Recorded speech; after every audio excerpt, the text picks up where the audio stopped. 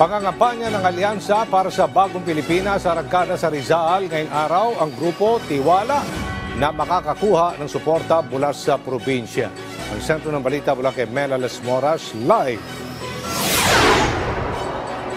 Aljo, sisimula ng Alyansa para sa Bagong Pilipinas ang kanilang kampanya ngayong buwan dito nga sa probinsya ng Rizal. Mahalaga ito dahil ito ang probinsya ng Rizal ang ikapito sa mga probinsyang may pinakamaraming botante sa buong bansa.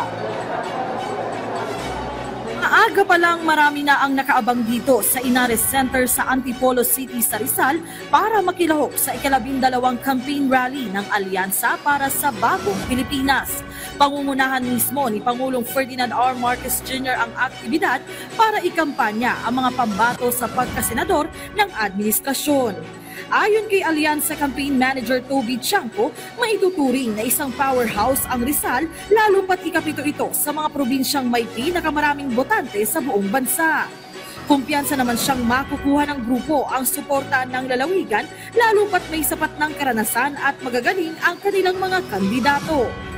Bago ang malakihang campaign rally, tuloy-tuloy rin ang aktibidad ng mga pambato ng administrasyon. Si Makati City Mayor Abby Binay, nakapulong na si Rizal Governor Nina Richie Inares. Si Senadora Pia Cayetano bumisita naman sa Ormoc City sa Leyte. Sa Bolinao, Pangasinan naman dumayo si House Deputy Speaker Camille Villar. Si House Deputy Majority Leader Erwin Tulfo dumalaw rin sa Misamis Occidental. Nakasama naman ni Senador Bong Revilla ang mga taga Quezon City.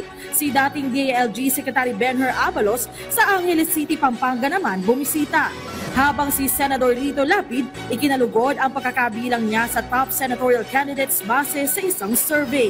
Unang-una po nagpapasalamat ako sa ating mahal na Panginoon at nagpapasalamat ako lalo na sa ating mga kababayan, patuloy yung pagmamahal nila sa atin at pagsuporta.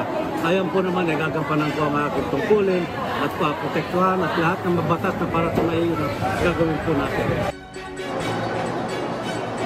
Aljo, bago naman ang campaign rally, inaasahang anumang oras ngayon ay magsisimula yung press conference ng Alyansa para sa Bagong Pilipinas kung saan ilalatag ng mga kandidato ng administrasyon ang kanilang mga plataforma at plano para sa bansa, gayon din yung kanilang pananaw sa iba't ibang mahalagang isyu ngayon. Aljo. Maraming salamat, Mela Las Moras.